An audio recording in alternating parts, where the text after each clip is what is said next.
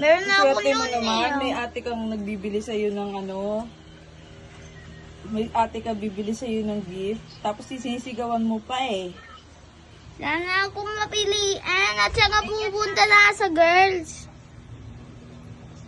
Meron na akong ganyan na. Ano pa ba meron dyan? Ayan, car. Gusto mo ba ng car?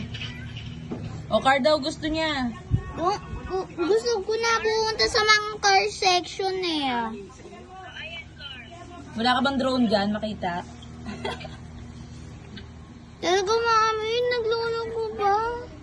Ayan ang cars. Cars na, iba. Ay, gusto ko sana PS5 eh, sa birthday ko. Sabi mo kay daddy. PS5 daw, daddy. Sa susunod, mabila tayo PS5. So, yan muna ngayon. Kasi si ate bibili niya. Si ate wala namang pera pero bibilihan ka. Kasi you should be thankful. Ayan o, maganda yan. Helicopter. Ayaw daw niya. Eh, ano bang gusto mo? Gusto ko na doon sa mga parang malaking content na car. Oh.